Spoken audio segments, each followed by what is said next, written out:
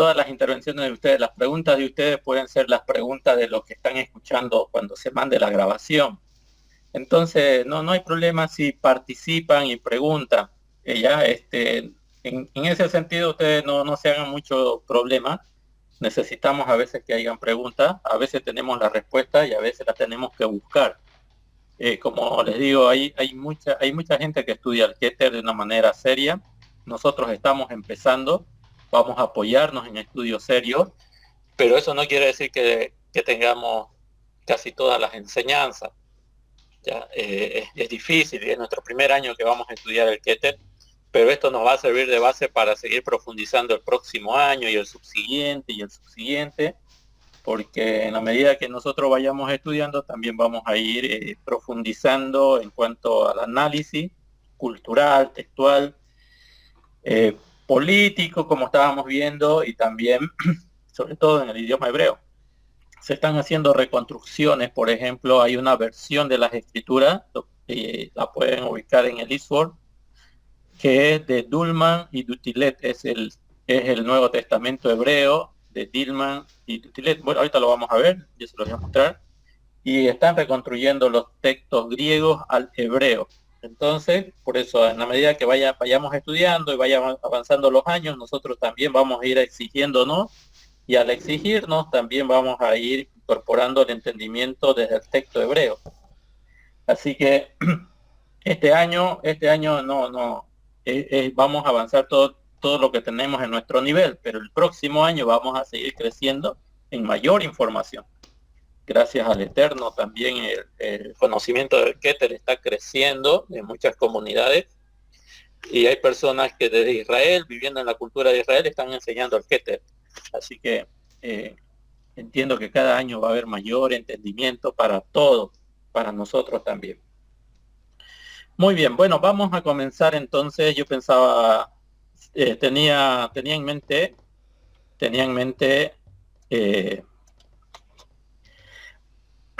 hacerlo por eventos. Creo que ya una vez lo habíamos conversado, pero hoy quería consultarlo porque, bueno, hay varias maneras de estudiar el Keter. Nosotros lo vamos a hacer por eventos, entonces quiero presentarle una opción de los eventos que vamos a ir analizando.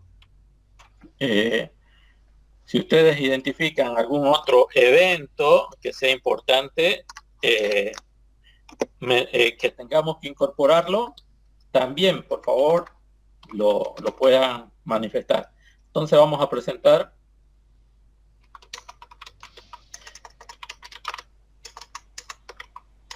cronologías de eventos de las enseñanzas sobre y de Rabbi Yehoshua.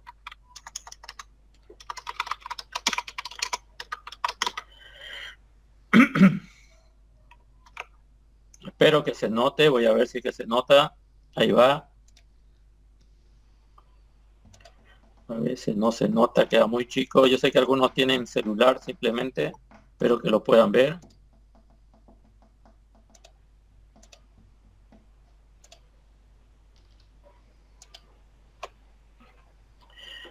Perdón, no era esa la imagen.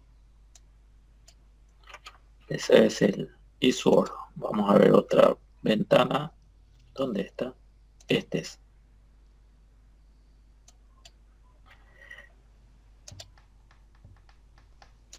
Espero que se vea.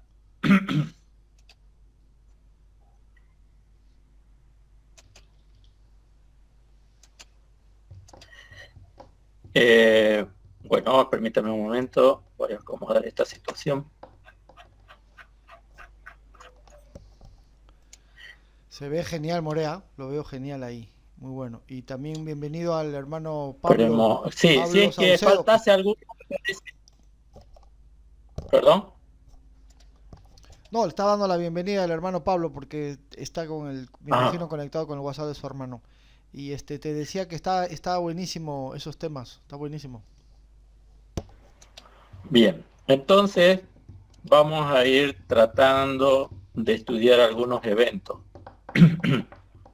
Por ejemplo, tenemos,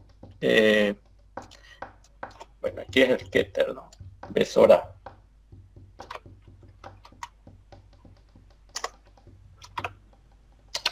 Perdón. Vamos a poner Besorá.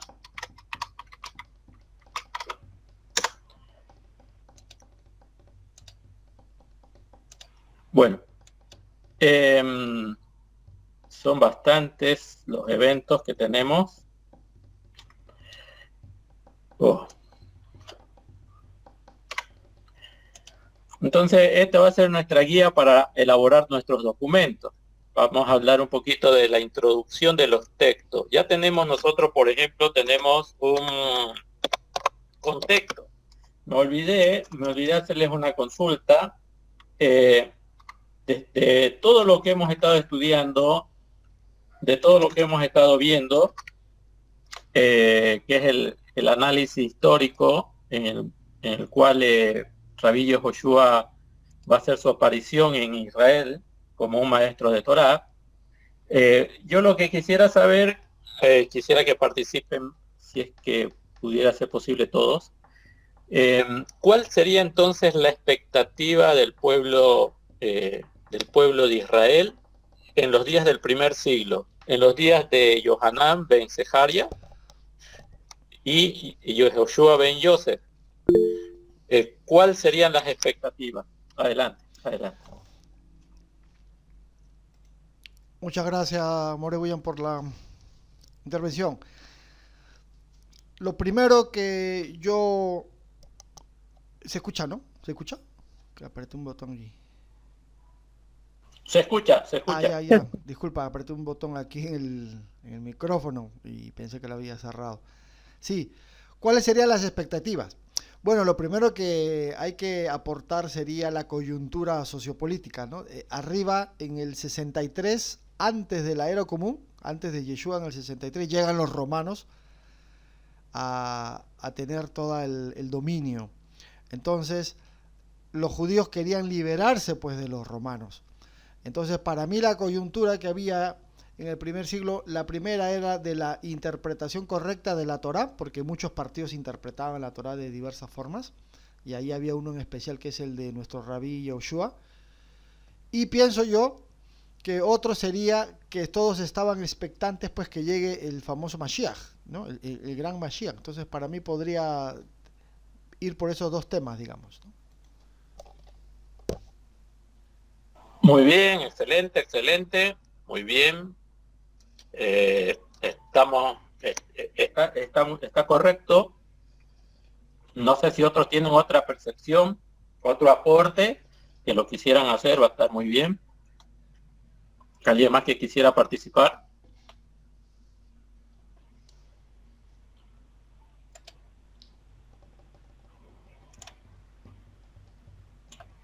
¿Alguna opinión?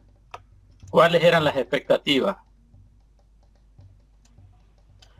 ¿Qué esperaba el pueblo de Israel? ¿Y por qué el Eterno manda precisamente en ese tiempo a Yehoshua? ¿Qué es lo que esperaba el pueblo? ¿Qué esperanza tenían? ¿Cuál era la esperanza que ellos tenían?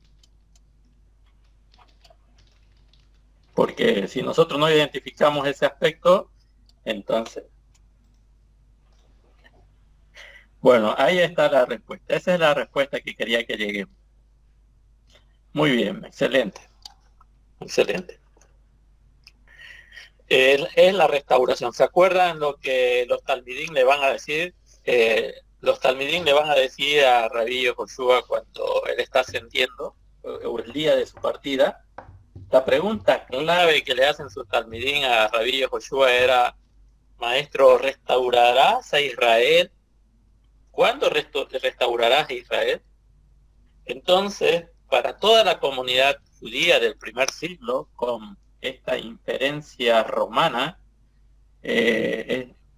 y no solamente romana, sino que sabemos que también había ya un conocimiento adherido a conceptos griegos, conceptos que vienen de Mesopotamia, de Babel y de Medo-Persia. Entonces, había algo en común en la comunidad judía, y es ese aspecto que dice aquí el More Yosef, es la restauración de Israel. Cuando hablamos de la restauración de Israel, ¿a qué nos estamos refiriendo? Nos estamos refiriendo a, a que nuevamente Israel sea un pueblo que sirva al Eterno con el reino estructurado como David lo tenía y que se vuelva a estructurar en los días del Mesías. Dijimos también que el Mesías era lo que esperaba el pueblo judío en el primer siglo. Evidentemente era un ungido para gobernar, para ser el rey y al mismo tiempo para ser un sabio de la Torá y conducir como un pastor conduce a sus ovejas al servicio del Eterno. Pero todo ese concepto, toda esa idea, y la liberación evidentemente del pueblo de Israel, se puede resumir en la idea que ya la dijo el More Joseph, que es la restauración de todas las cosas.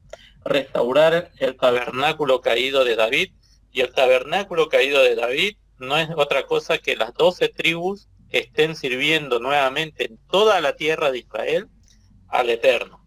Es decir, que Jerusalén y el templo sean restaurados. En las 3 peregrinaciones al año todos los varones de Israel vengan a presentarse delante del Eterno. El servicio sacerdotal nuevamente esté restaurado y que Israel vuelva a ser esa nación ejemplo que en un momento casi lo logra en los días de Shlomo, el rey Shlomo, Salomón. Entonces, lo que buscaban los judíos del primer siglo, la esperanza que ellos tenían, era evidentemente la restauración de todas las cosas. Que Israel sea libertado de cualquier, vamos a decir, invasión extranjera, pagana, que la tierra sea purificada de la idolatría y que Israel pueda desarrollar su servicio al Eterno en un tiempo donde sus enemigos no puedan dañarlo. Esa es la restauración de todas las cosas. Y para eso, esa es la esperanza que tenían.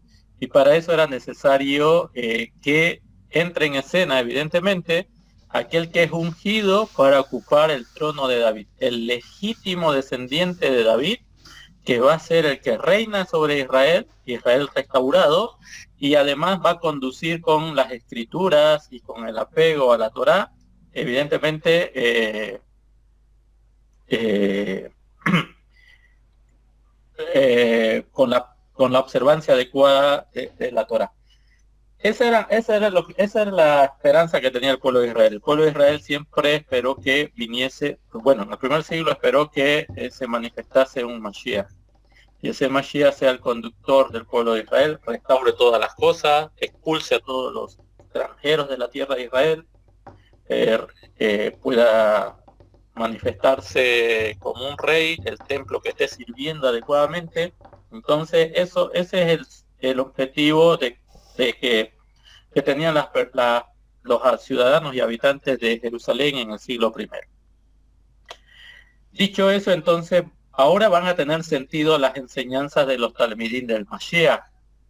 Van a tener sentido, porque ellos van a presentar al Mashiach como el legítimo aspirante a sentarse en el trono del reino de Israel, es decir, como un descendiente de David, y además como alguien que está ungido para desarrollar varias funciones, entre la de producir una liberación del pueblo de Israel y también producir una elevación espiritual de observancia de la Torá. Entonces, vamos a entrar nosotros en esta etapa y ya estudiar los escritos. Y para ello, como hemos determinado y nos hemos puesto de acuerdo, vamos a iniciar nosotros con estas descripciones de los eventos. ¿Ya? Fíjense, por ejemplo,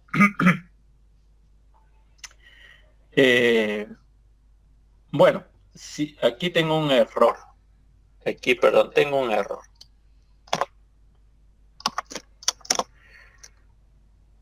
Tengo aquí un error. Permítame, lo voy a corregir. Creo que lo he borrado, no estoy muy seguro. Creo que lo he borrado.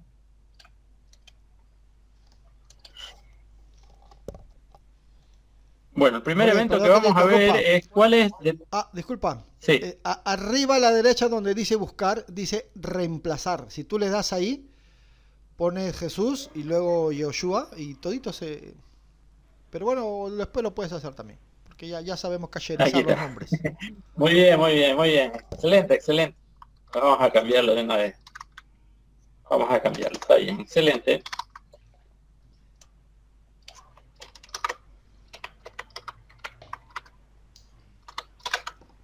No estoy acostumbrado todavía a esta computadora.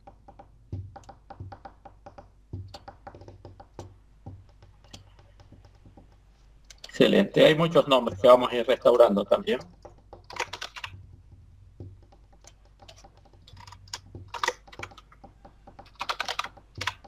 Cuando ustedes vean CH, es una J aspersada, es decir, no es Yohanan, sino Yohanan.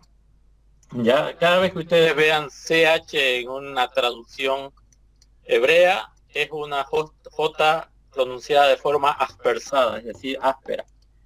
En este caso, nacimiento de Yohanan, el Bautista o Yohanan Ben Sejaria. Aquí le voy a poner Ben Sejaria.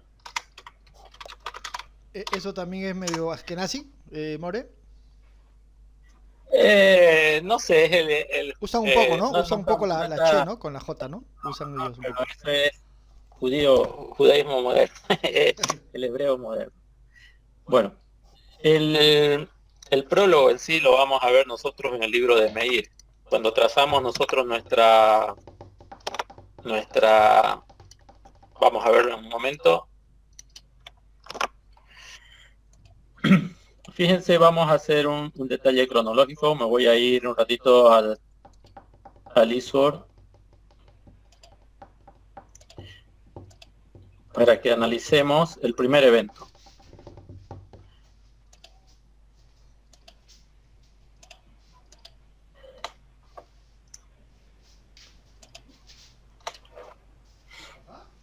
Ok, voy a usar la versión código real, también la corona de Jerusalén. Ya estas tienen los nombres restaurados y por eso las ocupo, tanto el código real de Dan Ben Abraham o si no la corona de Jerusalén, que es una versión donde tiene algunos nombres restaurados.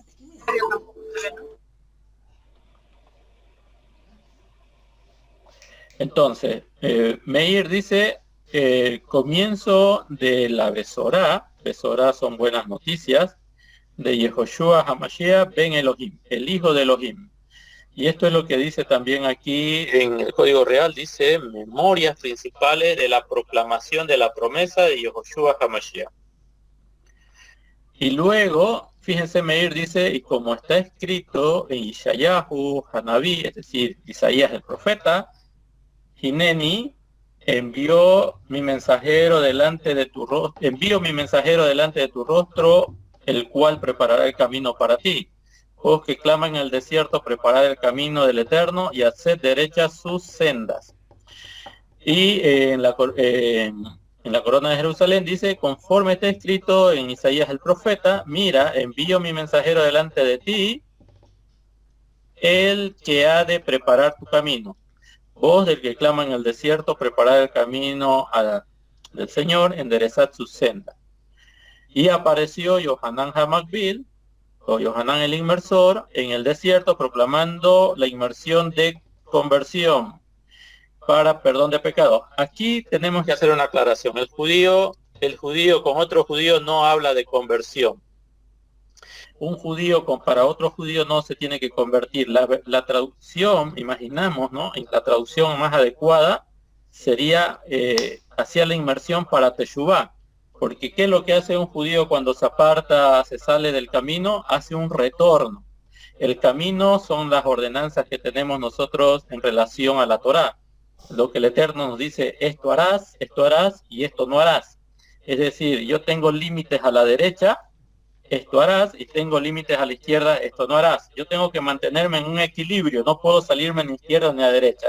Cuando un yehudí algo que no debía hacer lo hace, se sale a la izquierda, por así decir, se equivocó, no dio en el blanco y para volver al camino no tiene que convertirse, tiene que retornar, tiene que hacer teshuvá. Entonces tal vez la traducción más adecuada aquí sería proclamando la inmersión, es decir, la purificación en agua de la teshuvá para perdón de los pecados. El código real va a decir, vos que claman al desierto, preparar el camino eterno, hacer derecha su senda. Y apareció Yohanan en el desierto haciendo tevila, esto es inmersión, purificación ritual, y proclamando la purificación de Teshuvá. Muy bien, esta versión está muy buena, para perdón de los pecados. Entonces, fíjense cómo empieza Meir. Meir dice así, el capítulo del 1 al 4, lo vemos aquí, este es un evento previo, perdón, esto de aquí es previo al nacimiento de Yehoshua. Entendemos que es previo al nacimiento de Yehoshua. Toda esta situación es previa. Evidentemente esto es posterior al nacimiento de Yehoshua, ya cuando Yehoshua es grande. Pero tenemos que identificar en esta descripción que todo esto, como es una profecía, el autor del libro de Meir está manifestando un preámbulo antes de empezar a manifestar todo lo que va a acontecer alrededor de Yehoshua. Y esta situación del 1 al 3 me parece a mí que es uno de los eventos que anteceden al nacimiento de Yehoshua. Y lo vamos a comparar ahora con el texto de, por ejemplo, Matillá 1.1. Ya nos habla de cómo del nacimiento de Yehoshua, por lo cual Meir antecede a este evento que encontramos en Matillá, porque Matillá se va a enfocar ya en la genealogía y cómo va a nacer el Mashiach. Entonces Meir nos da una información un poco anterior a lo que es el nacimiento de Yehoshua, que lo podemos ubicar entre el verso 1 y el verso 3 de Meir. Evidentemente el autor de este texto dice memorias o el principio de la proclamación de las buenas nuevas de Yehoshua. Evidentemente nombra a Yehoshua, pero en un contexto de presentación de su libro. Ese es el objetivo de su libro, de mostrar a Yehoshua dándonos las directrices para poder identificarlo a él como el Mashiach, y no solamente a él como el Mashiach, sino para identificarlo en su momento a él como el rey de Israel. Entonces, y veamos ahora qué es lo que nos dice Gilel.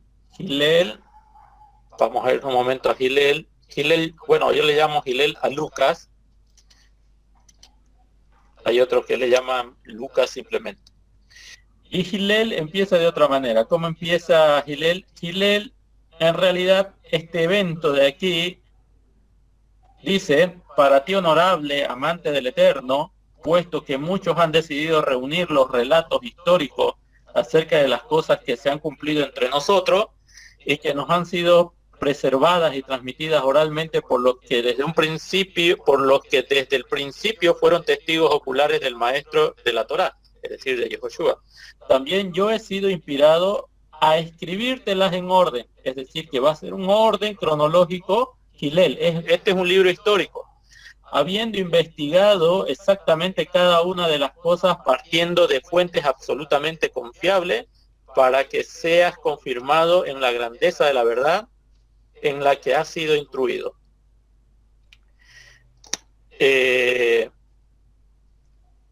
Bueno, entonces pareciera que empieza él diciendo: hubo en los días de Herodes, el que tenía el título de rey de Judá, cierto Cohen, nombrado con el nombre de Sejaria.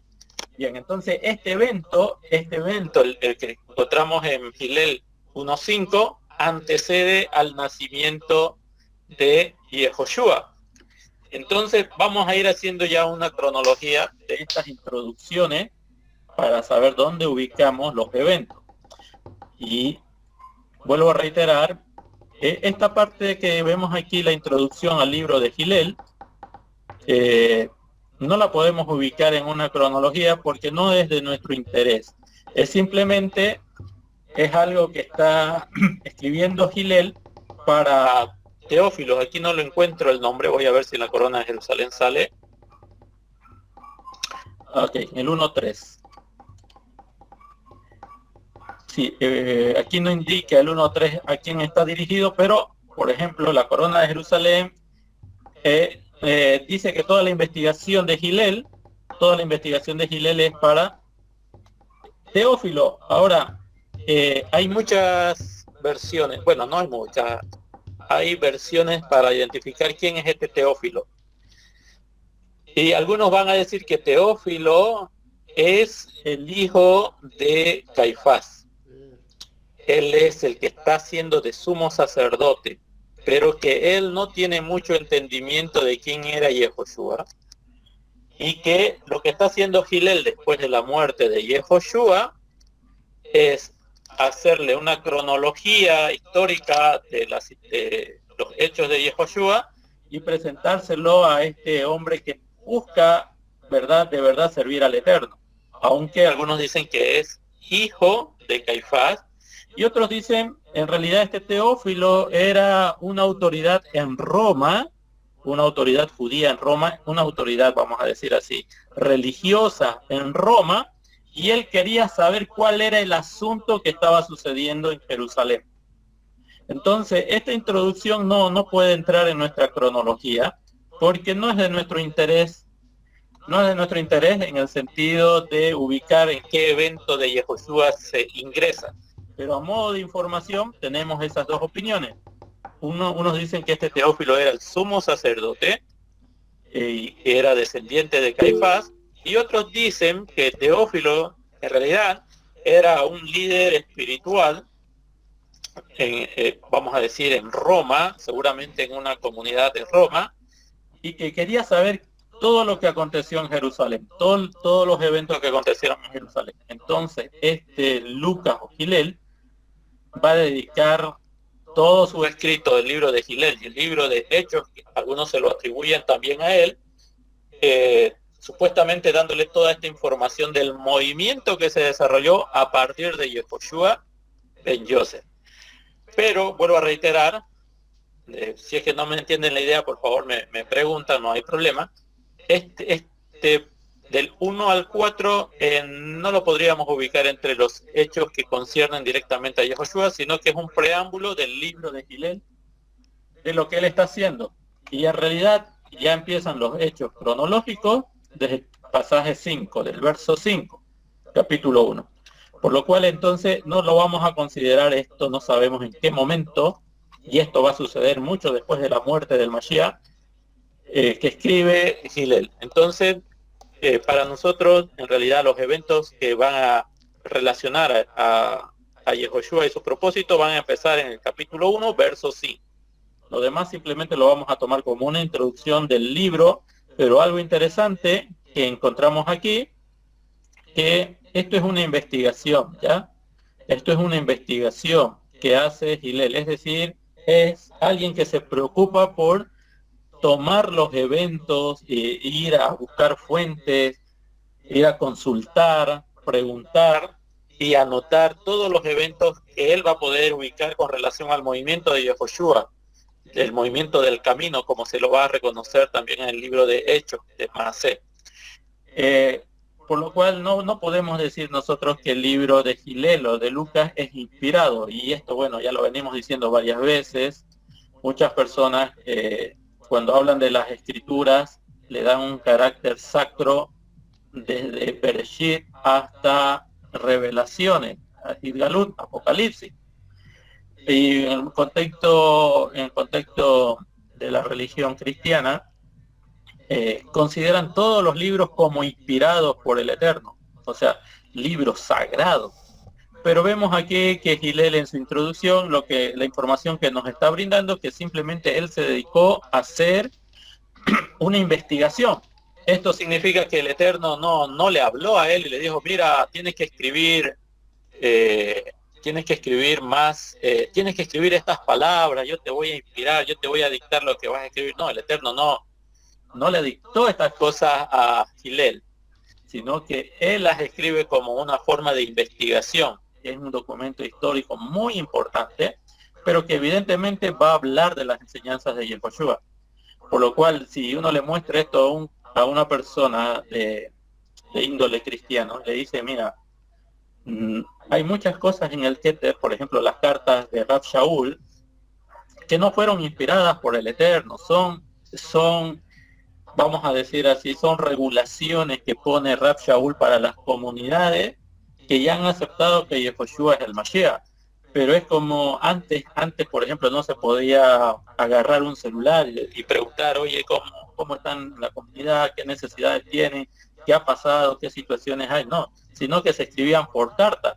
Y esas cartas las escribía, en algunos casos seguramente Rab Shaul, en otros casos seguramente alguien se las escribía cuando él dictaba. Puede ser que la hayas escrito todas, pero no podemos decir que la carta de Efesios, Romaim u otras cartas sean inspiradas, como que el Eterno le dictó y esta es la palabra del Eterno y esto vas a escribir, no, sino que son regulaciones. En el contexto judío esto se llaman takanot, son regulaciones particulares de cada comunidad que se está desarrollando no solamente en Israel, sino también en el exilio. Sí, adelante, Sí, estimado un Joseph. pequeño aporte nomás, More. Cuando uno busca, por ejemplo, tú que tienes el ESWord o ISOR, como se pronuncia también, y pones, por ejemplo, la palabra templo en español, te va a salir una estadística, tú sabes, en la parte de abajo, ¿no? Sale. Y te va a salir que más veces aparece la palabra templo en la Besorá de Gilel o el Evangelio de Lucas. Te va a aparecer más ahí la palabra.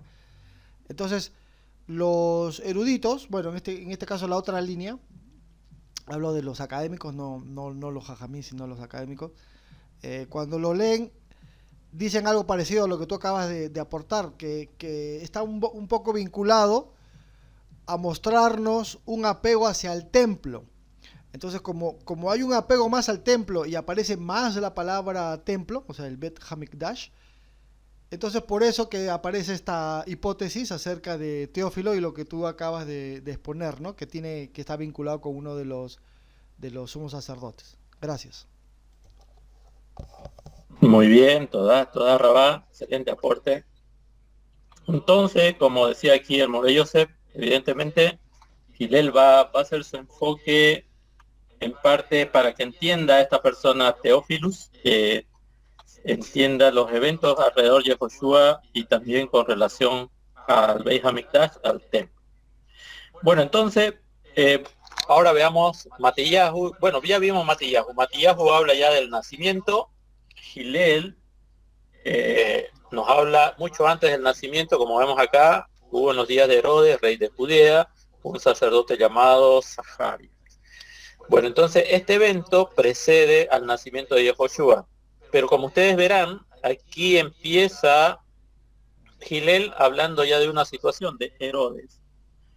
Y bueno, lo vamos a leer, dice vamos a leerlo, es interesante. Hubo en los días de Herodes, rey de Judá, un sacerdote llamado Zaharia del grupo de Abías, casado con una mujer descendiente de Aharón, se llamaba Elisheba. Voy a poner a ver el código real, llamada Elisheba, muy bien. Y ambos eran sadikim, viviendo piadosa e irreprensiblemente delante de él, en obediencia sincera de las mikvot y de los hukim de Hashem. Es decir, eran observantes de los preceptos y de los decretos de Hashem. Pero no tenían descendencia porque Elisheba era estéril y ambos eran avanzados en los días de su edad. Muy bien. Y aconteció que llegado su turno, mientras estaba oficiando el servicio en el templo, según los deberes propios que le pertenecían como sacerdote, conforme a la tradición de los Kohanim, una vez dentro del templo de Hashem, le correspondió por revelación la responsabilidad de ofrecer el incienso. Y todos los Yehudim asignados a él estaban orando afuera a la hora de ofrecer el incienso. El incienso en hebreo se dice ketore. Entonces se le apareció un malak de Hashem de pie a la derecha del altar del incienso, y al verlo Zaharia fue sobrecogido de espanto y gran turbación emocional llenó su espíritu. Pero el malak dijo: no temas, Zaharia, porque fue oída tu oración y tu mujer Elisheba te te dará a luz un hijo y lo llamará su nombre Yohanan. Tendrás semijá y alegría, tendrás alegría y regocijo, y muchos se regocijarán por su nacimiento. Porque será grande delante de Hashem y será lleno de la presencia divina desde el vientre de su madre, y te asegurarás que nunca beba vino ni algún otro licor. Es decir, que va a ser un nazir, un nazareo. Y hará volver a muchos de los hijos de Israel a Hashem, su Elohim. Y él mismo irá delante de Hashem en la mente y el poder de Eliyahu Hanabí, es decir, con la autoridad de Eliyahu Hanabí, con esa misión. Y va a proclamar que ya es tiempo para que los corazones de los padres vuelvan a los hijos y los rebeldes a la prudencia de los sadikim, y preparar para Hashem un pueblo bien dispuesto. Y Zecaria dijo al Malach: ¿Cómo podría estar seguro que lo que me dices es verdad? Porque tanto mi mujer como yo somos ya ancianos y avanzados en días. Y respondió el Malach y le dijo: yo soy Gabriel, el que estando en la presencia de Elohim fui enviado para hablarte y revelarte estas cosas. Y he aquí estarás mudo y no podrás hablar hasta el día cuando estas cosas te habrán de suceder, por cuanto creísteis a mis palabras, las cuales serán cumplidas en su tiempo justo. Y los que estaban esperando a Zecaria se extrañaban de que se demorase tanto en el Beit Hamikdash. Luego dice: cuando salió sin poder hablarle, se dieron cuenta que había tenido una visión en el Beit Hamikdash, pues se le hacían señas y permaneció mudo. Y sucedió que al concluir el tiempo de sus oficios divinos, regresó a su casa. Y unos días después su mujer Elisheba concibió, pero lo mantuvo en secreto 5 meses, hasta que finalmente lo dio a conocer, diciendo: así ha hecho Hashem conmigo en el tiempo cuando finalmente se dignó a quitar mi vergüenza entre los hombres. Al 6º mes, el Malach Gabriel fue enviado por el Eterno a la ciudad de Galil, cuyo nombre es Netzeret, a una alma judía, es decir, a una doncella dada en Erushim, a un varón judío, es decir, a una doncella que fue dada en matrimonio. Erushim es la primera parte del matrimonio, ¿ya? Esto es interesante. Bueno, cuando lleguemos a Matillá lo vamos a aclarar un poquito mejor, pero lo que sí tenemos que entender es que en la boda judía generalmente trata de 2 aspectos: el ensim, que es el compromiso, y luego la ceremonia como tal, que es el isim. Entonces, aquí estamos hablando nosotros de que esta doncella, esta mujer que no había conocido varón, estaba ya comprometida. Y dice aquí que en el 6º mes este Malach fue enviado por el Eterno a la ciudad de Galil, cuyo nombre es Netzeret, a donde esta muchacha judía, que ya estaba comprometida, para que lo entendamos mejor, a un varón judío cuyo nombre era Yosef, de la casa de David, y el nombre de la alma era Miriam. Entonces, esta mujer, esta alma, esta doncella, es decir, una persona, vamos a decir que era justa, evidentemente tenía un comportamiento ético, estaba preparada solamente para Joseph. O sea, en el matrimonio ella estaba esperando casarse con Joseph. Simplemente eso es lo que deberíamos de entender. Algunos otros han entendido otras cosas. Bueno, y dice, entrando donde estaba la muchacha, se encontraba, y entrando donde la muchacha se encontraba, le dijo: Shalom a ti, escogida, Hashem está contigo. Mas ella se turbó en gran manera por tan especial saludo y se presentaba a sí misma, y se preguntaba a sí misma qué clase de bendición sería esta. Pero el mensajero celestial le dijo: no temas, Miriam, porque hallaste gracia delante de Elohim.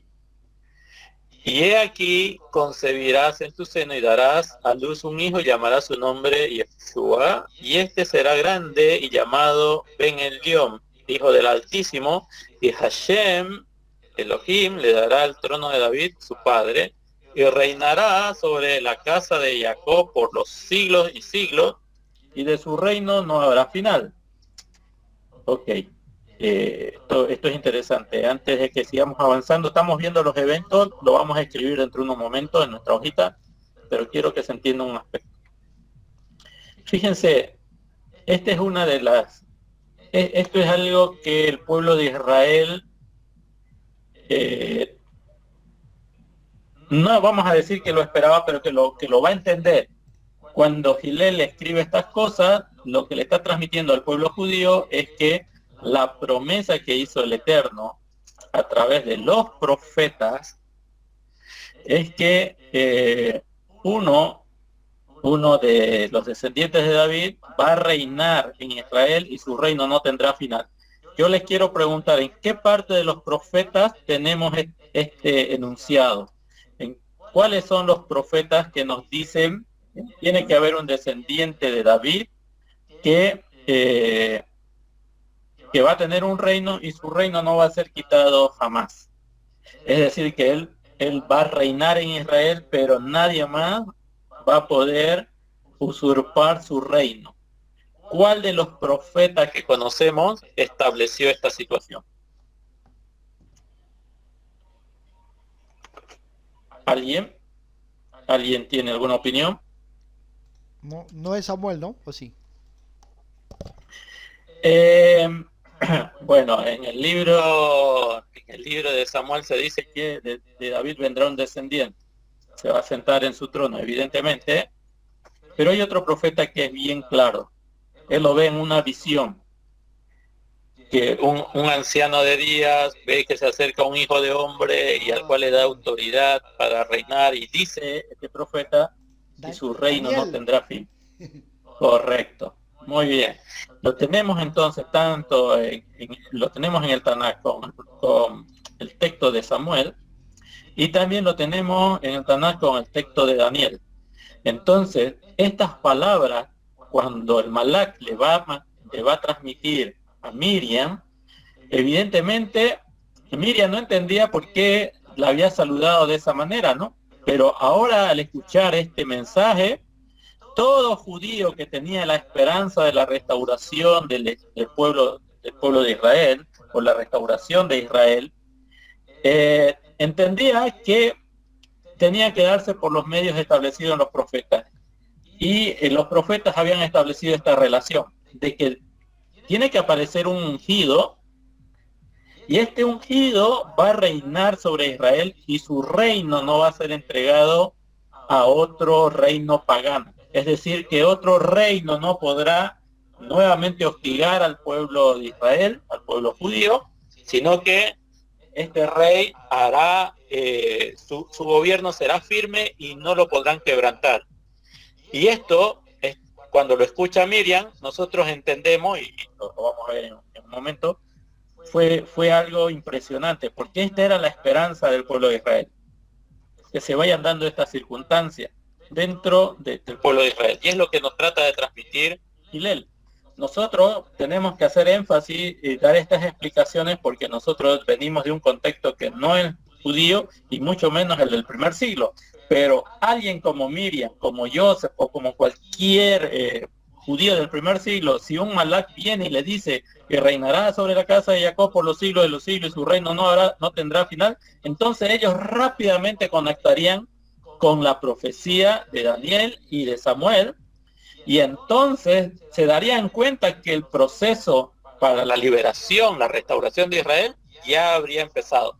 No necesitarían que nosotros hagamos este tipo de aclaración, pero la tenemos que hacer porque nosotros no hemos nacido en el primer siglo y no tenemos muy claro todavía el contexto del primer siglo, lo hemos estado analizando. Pero cuando el Malak dice estas palabras, prácticamente le está diciendo, mira, tú serás la madre del que va a reinar sobre Israel y será el ungido del Eterno y será del que hablaron los profetas y reinará sobre Israel y su reino no tendrá final. Eso es lo que va a entender Miriam. Lo vemos aquí en el verso 34 y dice, Entonces Miriam le dijo al mensajero celestial: ¿qué tendré que hacer para que esto se cumpla? Pues no he tenido relaciones íntimas con varón.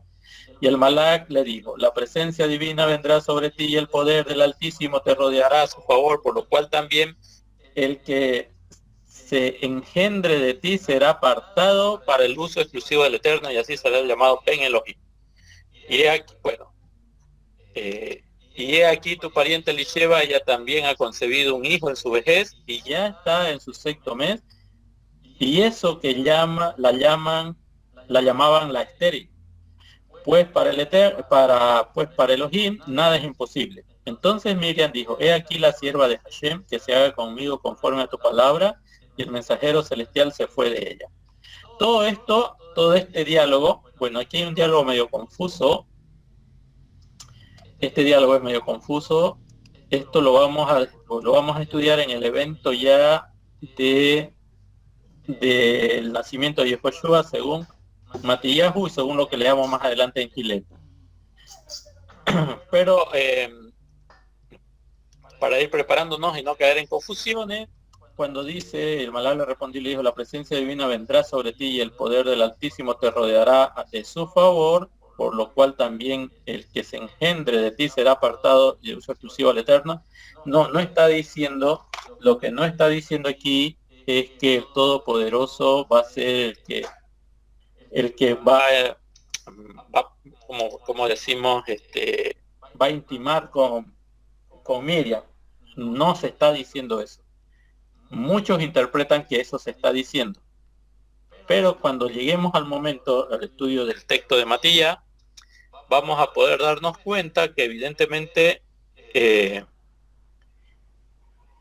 contexto es otro, las palabras en el contexto original son diferentes, y hay palabras claves que nos dan a entender que es imposible que el Eterno, en su condición espiritual y de ser todopoderoso, quisiera copular con una mujer en este mundo. Eso no puede pasar por nuestra mente, porque no es eso lo que está transmitiendo este texto, pero en este momento no lo vamos a analizar, lo vamos a analizar más adelante, justamente cuando se hable acerca del nacimiento de Yehoshua. Estamos en los preliminares todavía. Estamos en un evento preliminar antes del nacimiento de Yehoshua ben Yosef. Entonces, bueno, aquí leímos un poco de lo que dice Miriam después de recibir este mensaje. Dice: y en esos días, luego de haber cumplido con la debida preparación, Miriam partió gozosa hacia una ciudad en la región montañosa de Yehuda. Y entró en la casa de Zacaria, y viendo a Elisheba le dijo: Shalom.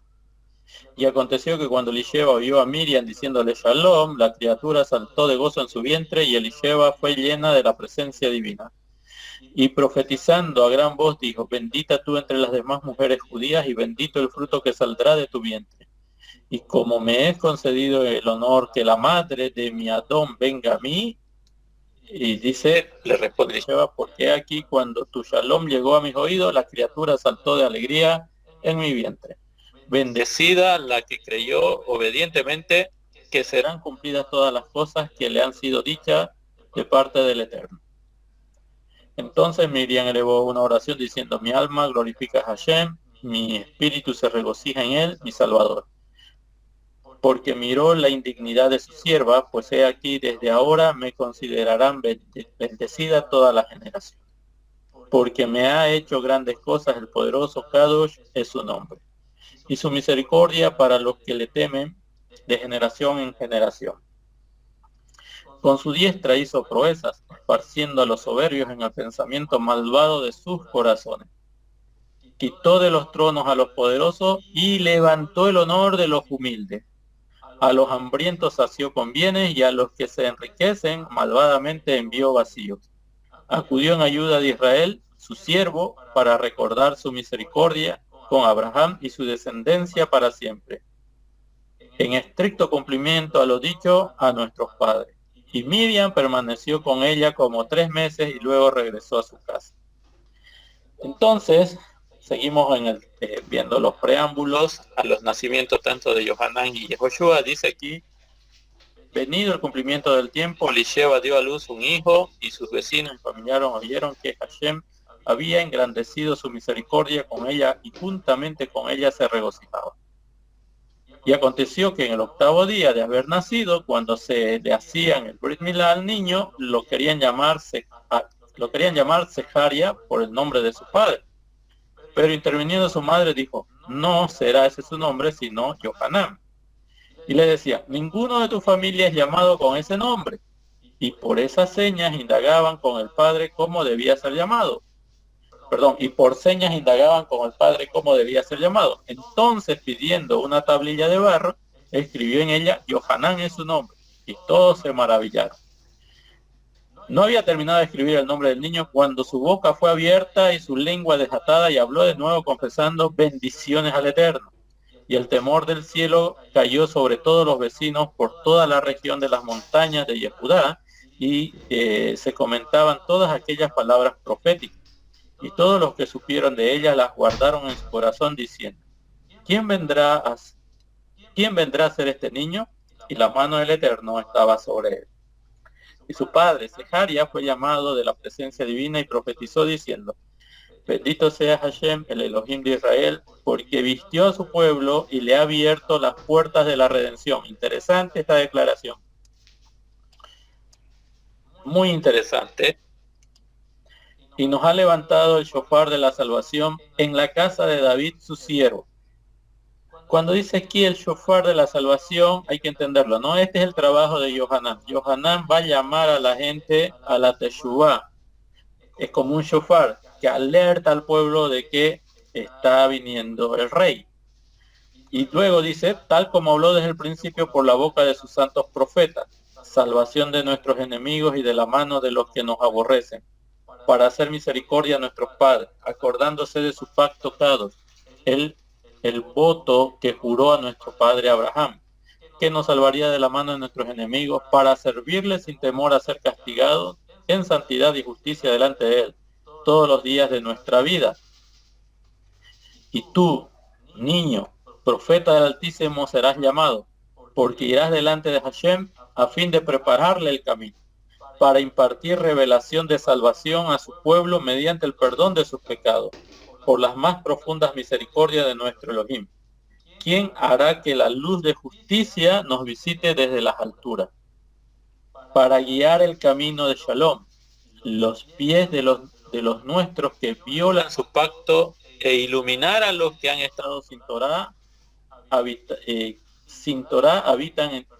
disculpen, dice aquí, para guiar al camino de Shalom, los pies de los nuestros que violan su pacto, e iluminar a los que estando sin Torah habitan en tinieblas. Y el niño crecía y se fortalecía en el espíritu y era educado en el desierto hasta el tiempo de la manifestación pública. Y esto es muy interesante. Primero, que dice que Yohanan va a ser un profeta, es decir, va a ser un siervo del Altísimo. Yohanan también va a ser un nazir, alguien que no puede beber vino, alguien consagrado al servicio del Eterno.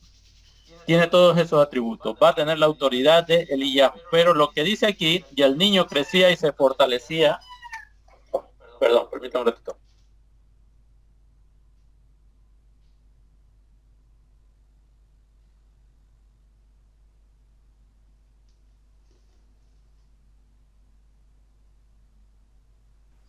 Muy bien.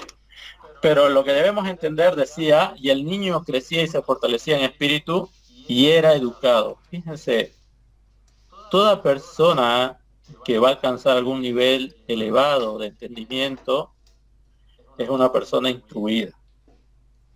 Tiene que esforzarse en el estudio. Alguien le tiene que enseñar, alguien le tiene que instruir. Los jajamín pueden tener muchas virtudes, muchas cualidades, pero siempre tienen que ser instruidos, siempre tienen que ser enseñados, formados. Y en un determinado momento, con esa formación, con esa instrucción, con ese esfuerzo personal, porque Yohanan ha tenido que esforzarse personalmente para aprender, para ser diligente, para recibir conocimiento, ha tenido que estudiar, alguien le ha tenido que enseñar. Eh, Estas cosas no vienen genéticamente, es decir, no viene, una persona no las adquiere sin esfuerzo, ¿ya? No es que una persona nace ya con todo el conocimiento incorporado, con todas las palabras que va a decir, con toda la revelación divina, no aparece con eso, sino que tiene que esforzarse. Y eso tenemos que entender nosotros. A veces nosotros nos limitamos, nos ponemos límites personales. Bueno, a veces decimos, "Oh, yo no estoy capacitado para hacer estas cosas, yo veo a otras personas que tienen otras cualidades". Pero en realidad, lo que el Eterno a veces pone en nuestro corazón, no es que va a ser algo fácil, sino que nosotros tenemos que invertir esfuerzo en estudios, esfuerzo en dedicación, que nosotros tenemos que, eh, si sentimos por ahí un llamado para realizar algo, tenemos que esforzarnos. Esas cosas no vienen con naturalidad, vienen con mucho esfuerzo. Yohanan, para llegar a cumplir todo lo que se está diciendo en esta profecía de su padre, él tuvo que esforzarse mucho, él tuvo que llevar una vida muy comprometida con el estudio de la Torá, escuchando Shurim, enseñanzas, escuchando a los sabios, siendo instruido en el desierto. Y quienes estaban en el desierto, según nosotros entendemos, en lo que hemos visto en el contexto histórico previo a la manifestación de Yehoshua, es muy probable que sus maestros de Yohanan hayan provenido de lo que conocemos nosotros como el partido de los esenios. Es decir, que había una formación muy importante y él tuvo que ser educado. Recordemos que los esenios también eran de la orden sacerdotal, pero que no estaban de acuerdo con cómo se habían elegido a los que se hacían cargo de los servicios del templo. Y es por eso dijimos, si no me equivoco, creo que lo hablamos un poco, una de las enseñanzas interesantes del movimiento de los esenios, lo que más se resaltan es el tema de eh, la lucha que hay entre los hijos de la luz y los hijos de las tinieblas. ¿Quiénes son los hijos de la luz? Desde el punto de vista de la enseñanza esenia, son aquellos que mantienen el sacerdocio de la manera más pura posible, es decir, como lo establece la Torá. ¿Y quiénes son los hijos de las tinieblas? Aquellos que, siendo parte del pueblo de Israel, han incorporado a su conducta, a su norma de vida, conceptos helénicos, y que además las posiciones que ocupan muchas veces no son de acuerdo a lo establecido por la Torá, sino más bien por contubernios políticos. Y es a ese aspecto que los esenios le llaman la lucha que hay entre los hijos de la luz y los hijos de las tinieblas. ¿Ya? No vayamos a imaginarnos nosotros, porque estas son palabras de Rab Shaul también. Nosotros somos hijos de la luz, hijos del día, no de la noche, de las tinieblas. Y algunas personas creen que se está hablando ahí de guerra espiritual, ¿no? Que hay que hacer guerra espiritual, expulsar demonios. No, se está hablando de conducta, de comportamiento. Hay las cosas que están establecidas en la Torá, y aquellos que las practican están en la luz. Y aquellos que, conociendo la Torá, practican otra cosa, están en tinieblas.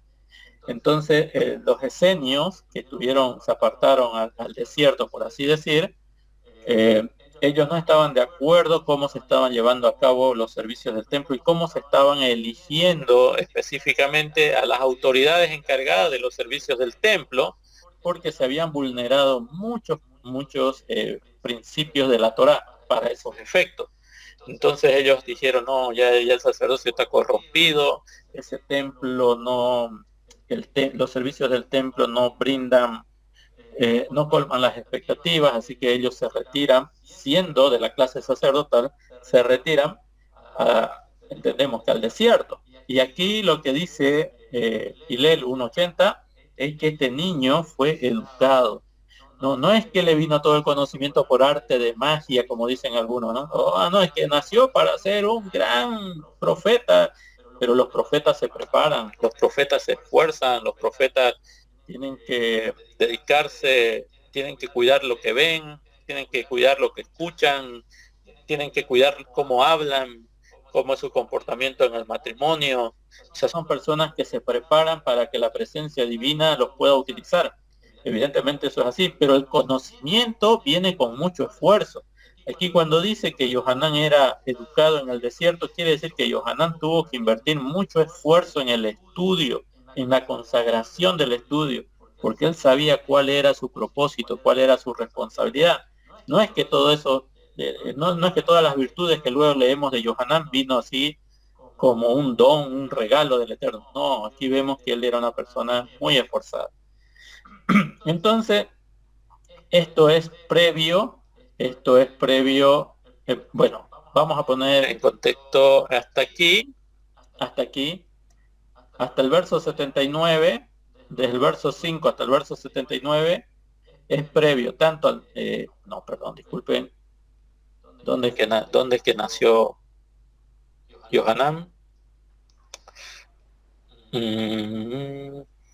Permítame un momento, aquí está.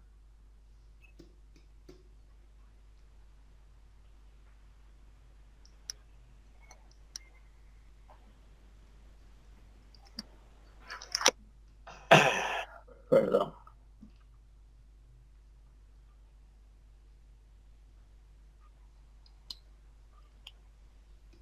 Ok, un momento.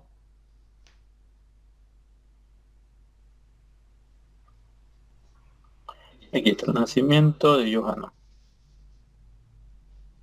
Bueno, antes del verso 57, todo esto es un preámbulo, porque en el verso 57 nace Yohanan. Yohanan nace antes de Yehoshua. Entonces, todo este evento del 1 al 57, o al 56, perdón, Gilel 1, versos 5 al 56, lo vamos a tener que ubicar como una fuente previa al nacimiento de Yohanan y previa al nacimiento de Yehoshua. Entonces, hemos leído Meir, capítulo 1, del verso 1 al verso 3, y de la misma manera, Gilel, estamos leyendo el capítulo 1, del verso 5 al verso 56. Matillahu va a venir mucho después, ya el libro de Matillah, vamos a ir viendo los eventos. El nacimiento de Yohanan lo tenemos que registrar, y el nacimiento de Yohanan va a estar en el libro de Gilel. Permítame un momento, lo estoy armando, les voy a mostrar y ustedes me dicen si están de acuerdo o estoy obviando alguna situación. Por ahí estoy obviando alguna situación que no es correcta, pero todo lo que hemos estado hablando, si creamos una línea del tiempo, estaríamos estableciendo que lo que acabamos de leer de Gilel, capítulo 1, verso 5 hasta el verso 56, es previo al nacimiento de Yehoshua y previo al nacimiento de Yohanan mismo. Entonces, vamos a ver aquí. Muy bien.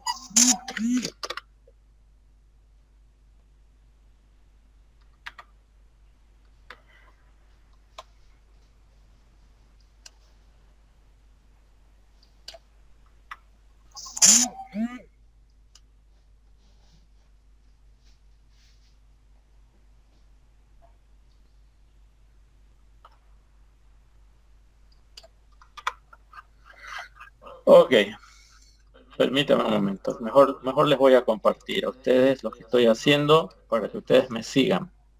Todo lo que hemos visto, lastimosamente, no puedo compartir pantalla. Quisiera saber cómo hacen algunos para compartir dos pantallas en la presentación. Bueno, lo que quiero que entendamos, que hemos leído Meir, la introducción de Meir, hasta donde dice lo de la profecía del profeta Isaías, que alguien va a preparar el camino. En la introducción del texto de Meir sería esta parte. Voy a aumentar un poquito el tamaño de la letra para que ustedes lo puedan ver. Espero que se note, ok, ahí está. Entonces, el prólogo, la introducción al texto de la Torá, lo encontramos nosotros, perdón, a los eventos de la Besora, lo encontramos nosotros en Meir, capítulo 1, verso 1 al 3. Y algo previo al nacimiento de Yehoshua y de Yohanan, lo vemos nosotros en el capítulo 1, verso 5 al 56. Todo lo que hemos visto con relación a Zeharia, la promesa de que va a tener un hijo, que se le va a llamar Yohanan, todo eso es un previo. Si trazamos una línea del tiempo, entonces esto lo ubicaríamos en esta situación. Permítame un momento. Aquí. Todavía no hemos hablado del nacimiento de Yohanan. El nacimiento de Yohanan va a ser desde el capítulo 1, verso 57. Y aquí hay otros eventos, pero me quiero concentrar en esta parte. De momento en esta parte, ¿ustedes están de acuerdo que estos sean los textos introductorios a lo que ya va a ser tanto el nacimiento de Yehoshua como el nacimiento de Yohanan? Hay otra opción que se nos habla acerca del texto del mismo libro de Yohanan, en el capítulo 1, del verso 1 al 18, nos habla de lo que hizo el Eterno al principio, que la palabra estaba con el Eterno, la palabra era poderosa y todo se hizo por medio de la palabra. Pero eso no lo quiero ubicar aquí en el contexto, sino que sabemos que es una introducción de Yohanan. Sin embargo, entre los eventos que ya nos narran efectivamente cómo se desarrollaron hasta que lleguemos al nacimiento de Yehoshua, me parece a mí que lo tenemos en Meir, capítulo 1, el verso 3, y en Gilel, capítulo 1, del 5 al 56. Es lo que acabamos de leer. ¿Alguno de ustedes tiene una opinión diferente? ¿Ustedes creen que debemos considerar otros eventos, otros textos, o incluimos el texto de Yohanan? Voy a mostrarles lo que dice el texto de Yohanan para ver si ustedes consideran que sería importante incluirlo. Permítame un momento.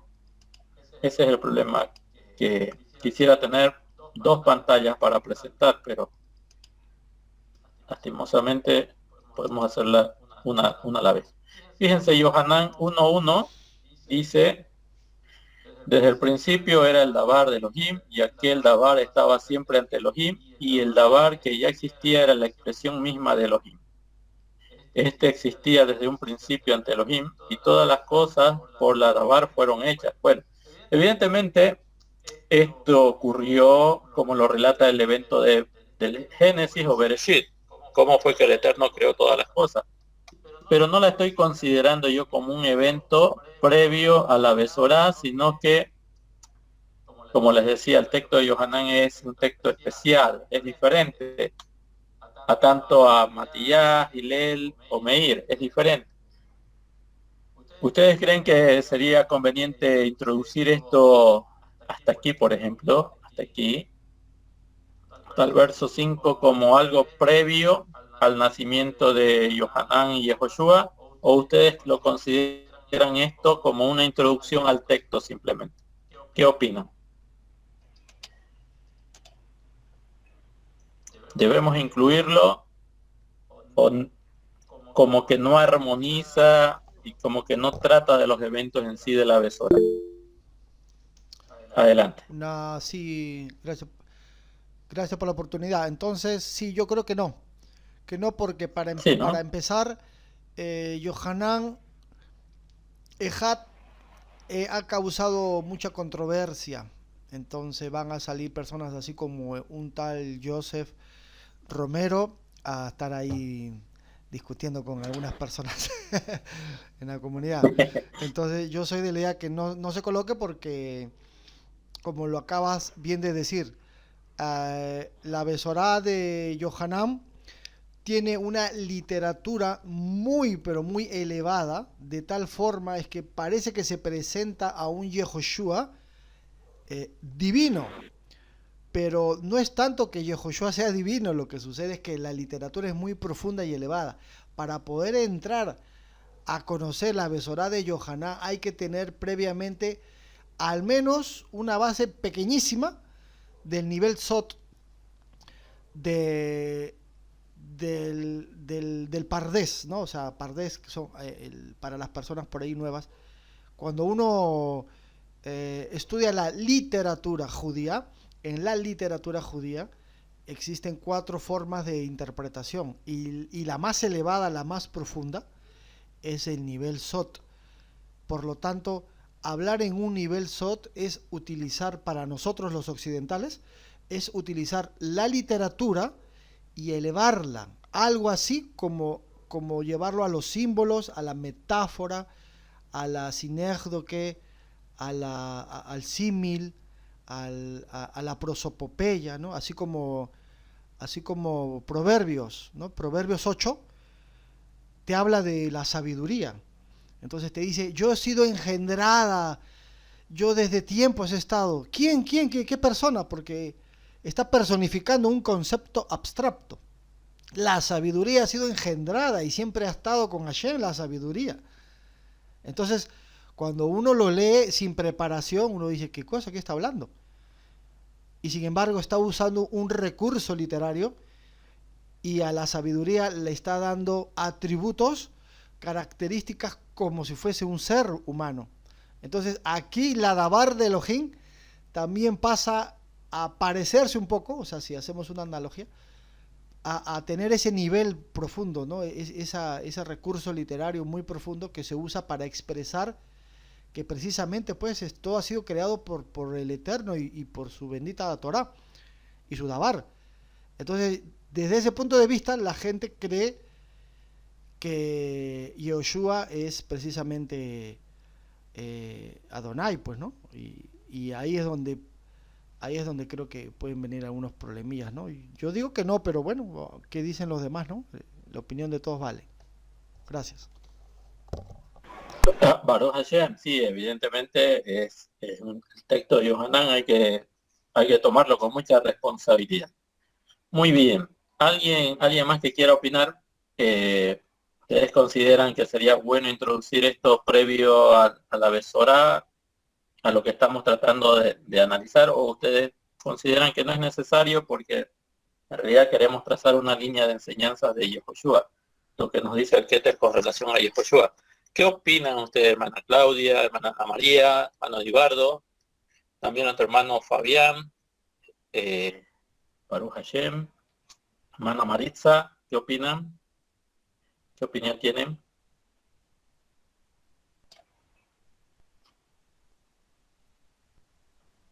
Micael, tal vez, ¿tiene alguna opinión? Yo no sé mucho, dice. Pero sí.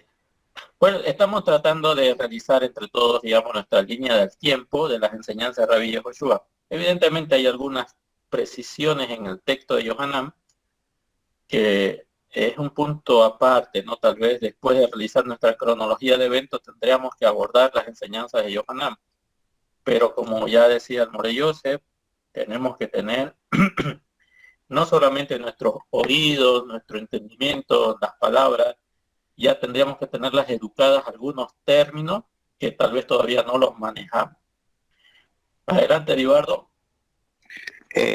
Solo para comentar, no estoy muy claro con la pregunta, pero en una línea de tiempo de Yehoshua, de pronto fuera conveniente empezar con Matitiyahu, donde él señala cómo el ángel del Señor se le apareció a Yosef en un sueño, y el momento ese cuando le explica a María pues que concibiría un hijo por obra de Rúa, y que debía ser llamado Jesús, Yeshua, perdón, y que también menciona pues el cumplimiento de una antigua profecía según el Antiguo Testamento en que habla según que una virgen o que una doncella concebiría un hijo en Isaías 7:14, creo que el que hace la referencia.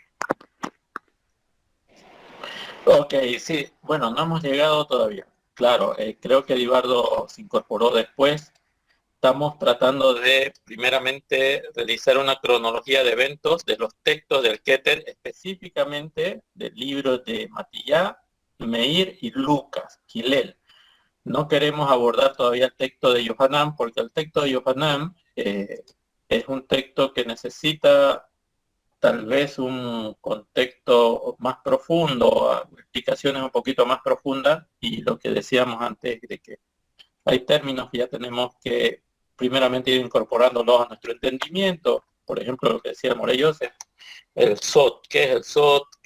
¿Cómo entendemos nosotros la interpretación en nivel SOT? Y en ese nivel, bueno, ya son personas que están ejercitadas y entrenadas para poder entender algunos conceptos que van más allá de la literalidad. Por lo cual estamos tratando de dejar a Yohanan, tal vez no incorporarlo en cuanto a al aspecto de las cronologías. Pero de momento estamos hablando, analizando tanto el texto de Matilla. El texto de Matilla empieza a hablar del nacimiento de Yehoshua, por lo cual hay eventos previos al nacimiento de Yehoshua, como el nacimiento de Yohanan. Entonces, el nacimiento de Yehoshua, nosotros más o menos en esta sección, que bueno, no lo están viendo ustedes, lo vamos a ver más adelante, donde vamos a tocar el tema del nacimiento de Yehoshua y la concepción de Yehoshua. No hemos tocado todavía ese tema, estamos todavía en lo previo que nos dice el Keter, como por ejemplo, voy a poner, si están viendo la pantalla, voy a poner el texto de Meir, Marcos 1.1, dice, o sea, memorias principales de la proclamación de Yehoshua HaMashiach. Entonces, fíjense, todo este preámbulo de Meir dice, como está escrito en el profeta Isaías, lo voy a poner en la corona de Jerusalén, profeta Isaías, mira, envío mi mensajero delante de ti que ha de preparar tu camino. Voz del que clama en el desierto, preparar el camino al Eterno, enderezad su senda. Evidentemente aquí nos brinda una información de algo previo que sucedió en los días del profeta Isaías, pero que está incluido en la narrativa de las enseñanzas de Meir sobre Yehoshua. Entonces, antes de hablar del nacimiento de Yohanan y antes de hablar del nacimiento de Yehoshua, en nuestra línea cronológica estamos incluyendo este texto, es decir, esta información del texto. Vuelvo a reiterar, ¿por qué? Porque si yo me voy a Matilla, Matilla no me habla del nacimiento de Yehoshua, de Yohanan. Empieza hablando sobre el nacimiento de Yehoshua el Mesías. Pero antes de este evento, antes de entrar a indagar sobre la concepción y el nacimiento de Yehoshua, evidentemente tenemos la información de Meir, Marcos, nos plantea que esta información es antes de la concepción tanto de Yohanan como de Yehoshua, por cuanto nos habla de una situación que se dio en los días del profeta Isaías. Esta es una profecía que la encontramos en el libro de Isaías. Voz del que claman al desierto, preparar el camino a Hashem y enderezar su senda. Entonces, en nuestra línea del tiempo, que se la voy a mostrar en este momento, estamos incluyendo estos eventos.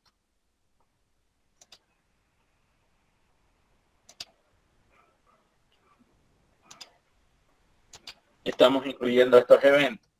Entonces, fíjense, aquí, por ejemplo, estamos viendo que Meir del 1 al 3 nos brinda una información antes del nacimiento y la concepción de Yohanan y antes del nacimiento y la concepción, de la concepción y el nacimiento de Yehoshua. Entonces, Meir nos habla de la profecía de Isaías, que es antes del nacimiento de Yohanan. Y aquí vemos nosotros en Hillel, o en Lucas, lo que vemos precisamente lo previo al nacimiento de Yohanan. Entonces, según lo que nos está relatando el texto del Keter, estos eventos cronológicamente van primero antes de hablar del nacimiento, como está aquí, de Yehoshua. Lo que estamos tratando de hacer es una cronología de eventos, una cronología de lo que nos dicen los autores del Keter, ¿Para qué? Para que podamos nosotros, evidentemente en su momento, poder explicar algunas enseñanzas que son comunes en estos textos y algunas que son específicas. Por ejemplo, hablando de Meir, Meir introduce la besora de Yehoshua, el mensaje de redención de Yehoshua, partiendo desde la profecía del profeta Isaías, ¿no? Y Hillel introduce su investigación hablando lo previo al nacimiento de Yohanan, porque Yohanan va a preceder al nacimiento de Yehoshua. Entonces lo que nosotros estamos tratando de establecer primero es un orden cronológico de eventos que encontramos tanto en el libro de Matías, de Meir y de Hillel. Entonces, pero no queremos incluir al texto de Yohanan. Tal vez para puntualizar algunas enseñanzas, porque el texto de Yohanan es un texto especial. El enfoque de Yohanan es más místico, es más profundo, es más a nivel, como decía el Morey Joseph, es en un nivel de Kabbalah, un nivel místico, un nivel sod, es decir, secreto, ¿no? Y no muchos llegamos a tener ese entendimiento.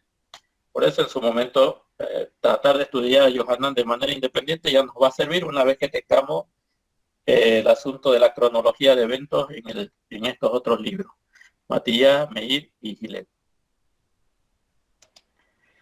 Bueno, ¿qué les parece si los mantenemos así o hay algo que cambiar? Porque obviamente lo que estamos haciendo es algo que vamos a preparar y vamos a brindar a la comunidad. Es como un trabajo en conjunto de nosotros que le vamos a decir a la comunidad: hemos identificado estos órdenes cronológicos, estas enseñanzas van en una sucesión cronológica y evidentemente vamos a poner algunas enseñanzas específicas, pero estamos en la construcción. ¿Qué les parece? ¿Qué opinan? ¿Mantenemos estos eventos o hay que cambiar alguna situación? Adelante.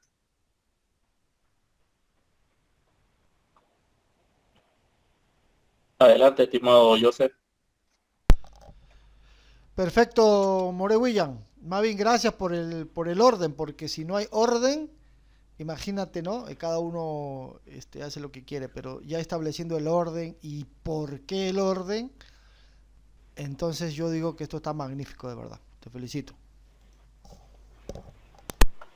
Muy bien, ¿alguna otra opinión? Bueno, no sé, estimado Eduardo, si se pudo entender lo que estamos tratando de hacer.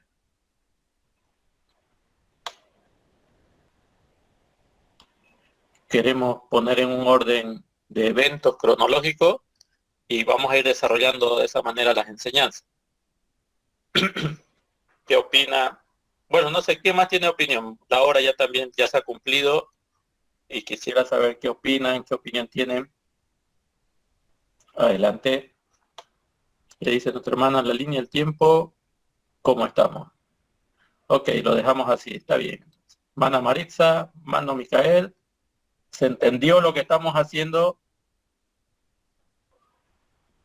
Yo les voy a... Vamos a crearnos un blog que usted va a poder ingresar. Y en ese blog usted va a ver todo lo que estamos desarrollando. Va a poder aportar, nos olvidamos de este evento, estuve investigando y dicen que este evento va en este lugar. Claro, vamos a considerar todo eso, pero ustedes lo van a tener escrito. O sea, ustedes lo van a poder modificar, previamente, obviamente con autorización lo van a poder modificar. Y también van a poder imprimirlo, van a poder bajarlo, van a poder descargarlo. La idea es que vayamos construyendo un documento que nos sirva a nosotros para los próximos años profundizar en la enseñanza. Bueno, de momento les quisiera pedir que todos se vayan creando un correo con extensión Gmail, algunos llaman Gmail. ¿Por qué? Porque el Chrome, el Google Chrome, nos permite crearnos, hay una opción que se llama Driver, y ahí nosotros podemos subir documentos en Excel, en Word, y esos documentos usted lo puede leer desde el celular, puede modificar, puede aportar, puede poner referencias, puede poner datos históricos, puede corregirnos, hermanos, creo que este evento no debería estar aquí, este debería estar antes y luego lo acomodamos después, y así vamos a ir desarrollando nosotros nuestro texto, que al final nos va a servir porque vamos a tener un orden que va a estar al alcance de todo el que quiera estudiar el Keter. Pero quisiera que vayan creándose un correo con extensión Gmail. La mayoría lo tenemos con Gmail. Los que ya tienen un correo con Gmail no hay problema. ¿Por qué? Porque en su momento vamos a mandar el link para el driver, y ustedes puedan entrar a ver qué es lo que hemos aportado, qué es lo que hemos ido poniendo secuencialmente en el texto del Keter. Así lo van a tener, lo van a consultar cualquier momento, en cualquier instante. Si ustedes tienen un correo con otra extensión, como Hotmail o Yahoo, no sé qué otras extensiones haya, a veces no entra a Google Drive, ya no entra. Tiene que ser con extensión Gmail. Bueno, vamos a quedar en esta parte. Ya el próximo domingo entramos directamente a continuar con nuestros eventos y ustedes tienen que hacer preguntas, algo que no se entienda, preguntas o aportes también. Y si ustedes van en este momento también poniéndose la tarea de ordenar los eventos, tanto de los 3 libros, Matillá, Meir y Gilel, y si lo van elaborando, para el día domingo nos dicen, mire, yo elaboré esto, lo analizamos, agregamos, corregimos, lo ratificamos, y todo va a estar muy bueno. Entonces vamos a quedar en esta parte. Quisiera que para el próximo domingo haya mayor participación y podamos estudiar entre todos el Keter. Quiero agradecerles por estar en la sala. Nos vemos el próximo domingo. Que todos tengan una buena semana. Yo tengo que despedirme, ya tengo que entrar en otra sala de estudio. Así que les deseo lo mejor. El día jueves no se olviden los de Santa Cruz. Tenemos ayuno. Trate de ayunar el jueves. Es más, tiene que ayunar el jueves, pero a lo que me refiero, trate de asistir el jueves. Si no puede en la mañana, vaya en la tarde.